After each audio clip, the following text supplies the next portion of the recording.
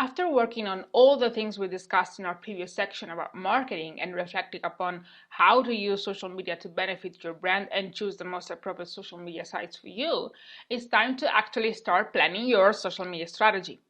In this lecture, we are going to look at the general framework you should use to plan your social media strategy. There are two main tasks you need to complete here. First, you need to create an editorial plan. Second, you need to produce an editorial calendar. Now, most people think that these two things are exactly identical, but they are not. They are completely different. An editorial plan is the roadmap for your strategy. In the course materials for this lecture, you can find a sample template of what I mean by an editorial plan.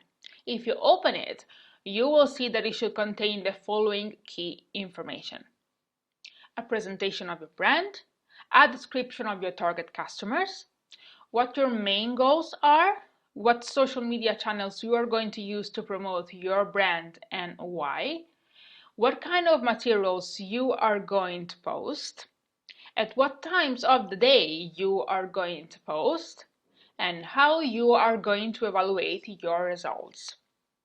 By now, you should be able to complete at least the first 3 points. Throughout the course, you will learn how to complete all the others. But why is the editorial plan so important?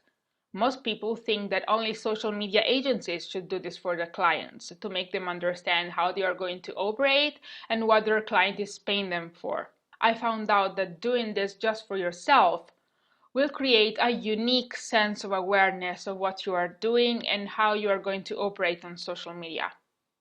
One thing is having your strategy in a corner of your mind, another thing is reading it written on a piece of paper.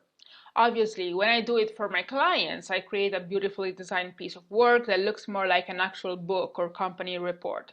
You don't necessarily need to do that if you are just creating the editorial plan for yourself.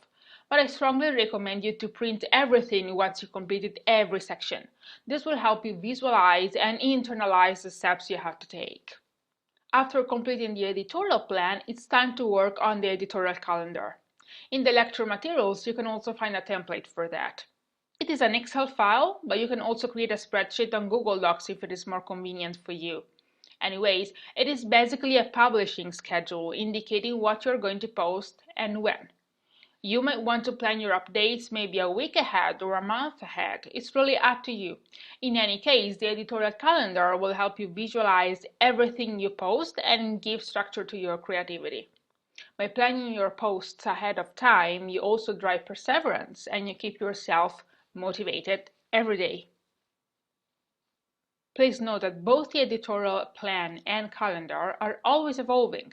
Through time, for example, you might see that you need to change your strategy a little bit, or maybe the times during the day when you post your updates. So you should periodically update your editorial plan and print out the new version to keep yourself on track.